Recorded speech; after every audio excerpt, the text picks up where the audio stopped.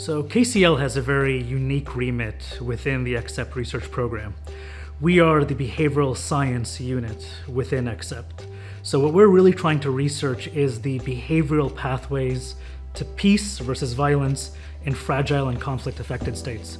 We have a variety of different tools we're using: longitudinal psychometric surveys, cross-sectional psychometric surveys, we're doing qualitative interviews, we're doing randomized control trials for different interventions, we're doing intervention tournaments. So we have a variety of methodologies where we're employing. We're working in South Sudan, Lebanon, Syria, Iraq, Colombia, a variety of different areas. Because this is a complex issue that varies a lot, not only by region, but even regions within regions.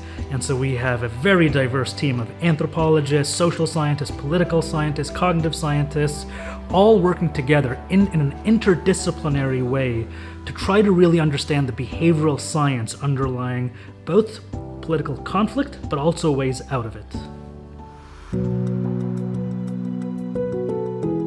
I've been doing work looking at the impact of trauma on people's attitudes to both violence and peace and reconciliation. One of the things you might expect is that the forms of violence that people are exposed to is important, and you might assume that being exposed to political forms of violence, such as being exposed to conflict events, might influence people's political behaviour, like their attitudes to political violence. But one of the things that's quite striking is that it's sometimes more individual sort of non-political forms of violence, such as adverse childhood experiences like being abused or losing a parent, that some of these things seem to be quite a strong predictor of people's attitudes even to political forms of violence.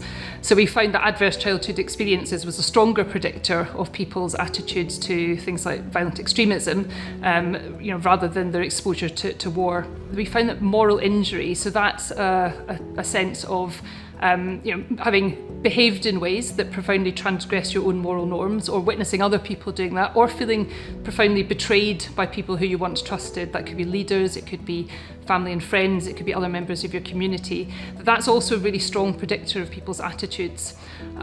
So it may be the case that it's not so much exposure to war itself, but some of these sort of more moral dimensions that occur around it are actually much more important.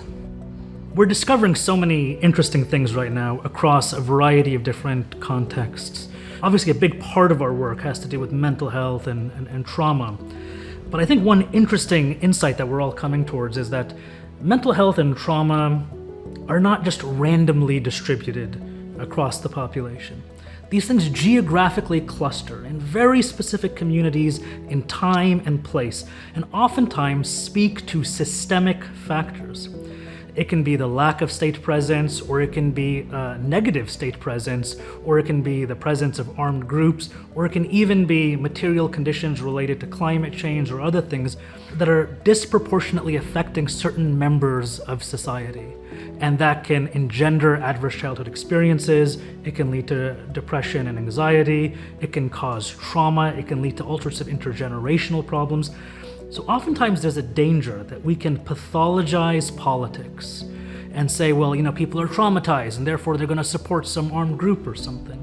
But what we're trying to do here is politicize pathology, and to show that oftentimes there are systemic reasons, economic, state, etc., that go into creating adverse childhood experiences, creating conflict, creating trauma in the first place, which can then lead to cycles of violence over the course of generations. Other findings that we have is, for example, the role of moral injury.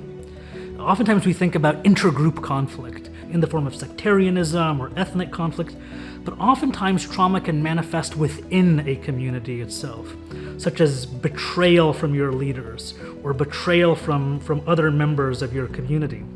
And we're seeing this in Syria, we're seeing it in Colombia, where this can cause members of armed groups, for example, to disaffect from their groups, or sometimes to join a more extreme group to carry out vengeance against the group that they were previously part of, which can just amplify the level of violence tremendously.